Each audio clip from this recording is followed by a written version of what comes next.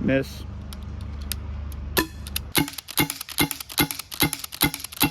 Is this $300 gas marksman rifle from Novritsch the best gas marksman rifle on the market? We're gonna try and figure that out today. First, a little backstory. I have had this guy for about 2 years now, maybe 2.5 years, and it served me well. I've had a lot of games with it. I've played in cooler weather, I've played in warmer weather, all outdoor.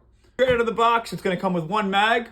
These are not Glock style mags. They are a proprietary style magazine. I think they also work with the Tokyo Marui Mark 23 mags, but I've also heard a couple issues. I've never tested it. These are the ones that come with the gun. The gun comes just like this. It does not have the hand stop. It does not have the M-LOK grip panels.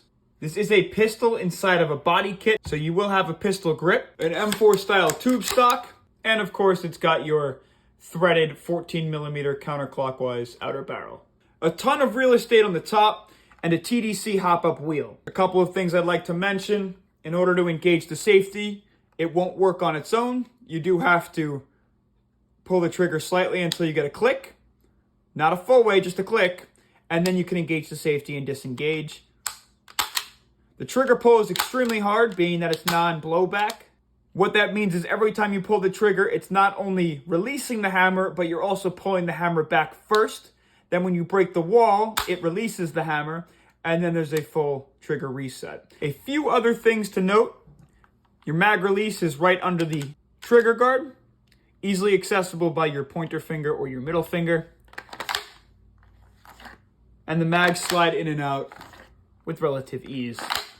I guess what I want to do now is take this gun apart, show you how to do so, and then we'll take a look at the internals and how it works. So to take this guy apart, you got a handful of screws. You got 1, 2, 3, 4, 5, 6, and 7. So we're going to start off by taking the back ones off. The top one is always a little firm. Don't strip these, otherwise you're never getting them out. Make sure that you have the right Allen key that works for the screws. Grab a hold of this, because after you take the last screw out, the stock just falls right out. Next, I mentioned you have 2 of these screws. These are actually connected together. One of them is a normal screw, just like these guys, and it goes into a really super long screw that's basically just a bolt with no threads on the outside, just threads on the inside. That's what holds the pistol in place. Be very careful to figure out which side that guy goes in on. I don't know if it matters, but I would definitely recommend trying to remember. If you remember which side it goes in on, put it back in on the side that you took it out on.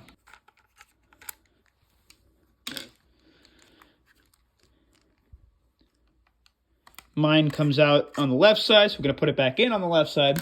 And the last thing you're going to have to do, if you purchase this aftermarket part, is take off the stabilizer in the center. I'll get into that in a minute. I'm just going to go over the things that it comes with first. Now the whole pistol should be free, and it should just slide out the back. Helps to push the front barrel out too. Now taking the pistol apart, it's as easy as sliding it forward. Once it stops, don't add any force. The receiver itself should just come off, or the slide should just come off.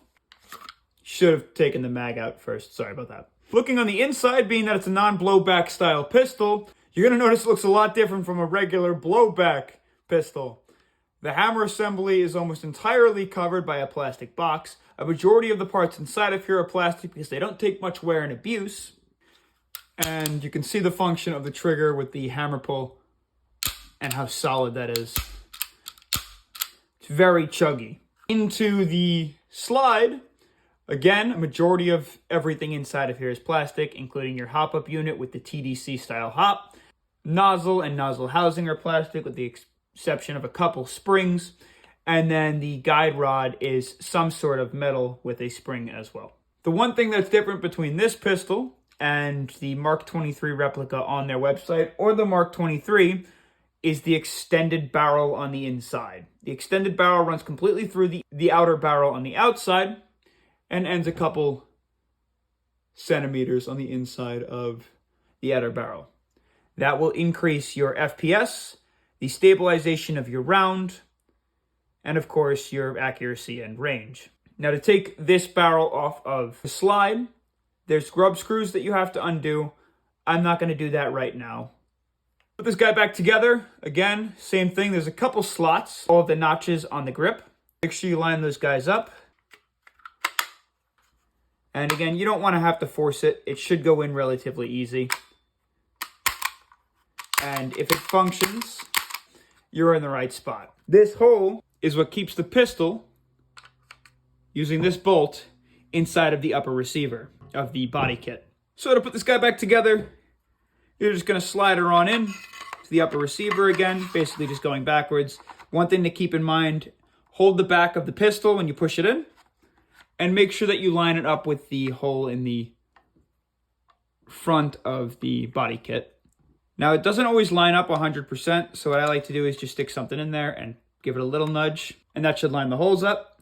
Again, like I said, it came out from the left side of the rifle, so we're going to throw that big bolt on the left side again. There's nothing holding this in place, so it helps to have two different Allen keys. And then you can go ahead and put in these 5 screws. If you pick up this aftermarket stabilizer, which again, like I said, I didn't forget about, I'm going to get into in just a moment, you're going to put that guy back on. I'm going to upgrade the entire thing, throw in all the attachments that I regularly do, show you how I run it, and then we'll take it outside for some test firing, and I'll go over some of the performance and quirks that I have with it. So all that nonsense is now put on. Just really quickly, I run the Novritsch LPVO, I think they call it. It does have some cool features. It's got a red and green illumination in there. The red's really hard to see, but the green illumination's cool. The hand stop is strictly for comfort purposes, as well as the M-LOK grip panels. I think they just look nice. I run the Novritsch suppressor on it. I actually wound up taking the foam out of this.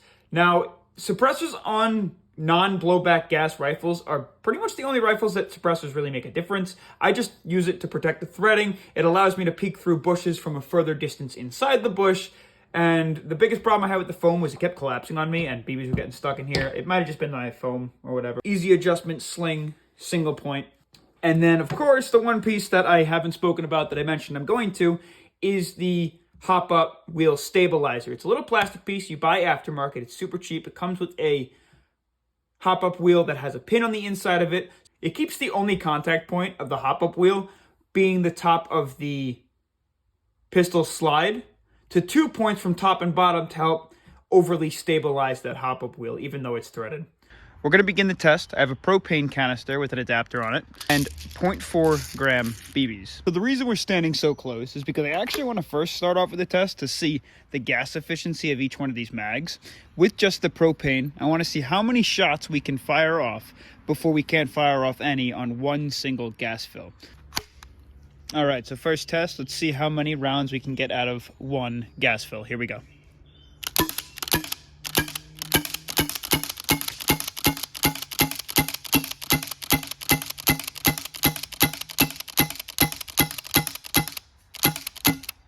That was 27 plus 1. In goes the next mag, same gas fill, second fill.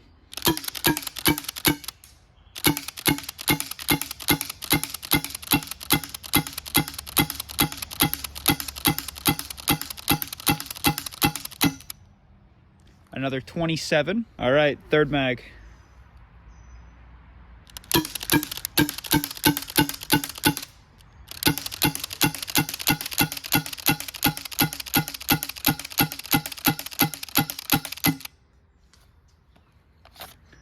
That's 28.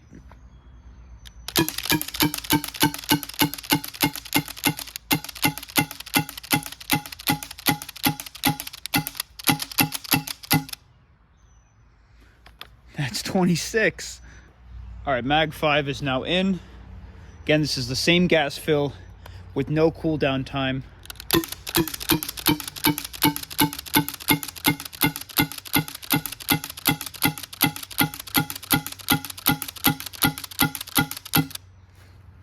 Another 27 with... All right, so we're already over 100 rounds. We'll do one more mag, see how it goes.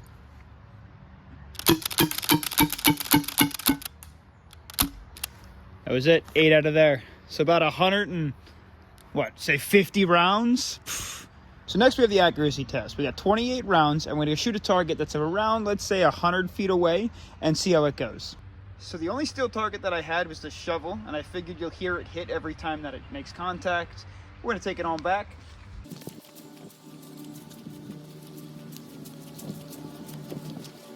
To about here. Also, we're obviously on full gas fill, and I've already zeroed it in using a different mag. Miss. Miss. Miss. Hit. Miss. Hit. Hit. Hit. Hit. Miss. Miss. Hit. Hit. Hit. Hit. Hit. Miss. That one flew. Miss. Hit. Miss. Miss. Miss. Hit. Hit. Miss. Miss. Miss. Hit. We're out of ammo. So before we wrap things up, I just want to go over why I use propane instead of green gas. It's so much cheaper than green gas. It's basically the same thing without silicone oil. So definitely switch over to propane. The reason that I'm using propane for this test is because you shouldn't be using green gas. It's a fucking ripoff. This bottle costs about $5. A bottle of green gas at around this size is what, 15, 20? The gun itself, extremely impressive in ammunition capacity. Let's estimate like 3 mags or so before you actually have to change the amount of gas in it. But it did fire off almost 150 rounds. As for accuracy, it was also pretty impressive. I did notice every so often you get one BB that just went totally astray, and I wonder if that has to do with my hollowed out suppressor. I might wind up running a barrel for this or just getting a different suppressor entirely. I just use it for looks and the ability to peek out of bushes. Before I set you free, there's only one thing that I do want you to keep in mind. This is just, again, user error. I only lost 1 mag in the time that I've played with this replica. And the reason being is because when you're wearing gloves and you're running and you're hiding and whatnot, it's totally possible to accidentally clip this thing and the magazine to fall out. But other than that, it's quite impressive. And regardless how you feel about Novritsch and what he's doing in the industry, I think this rifle speaks for itself. It's a fun replica. It allows you for follow-up shots if you don't feel like sniping with a bolt action. And it's pretty dang accurate. Any questions? Leave them in the comments.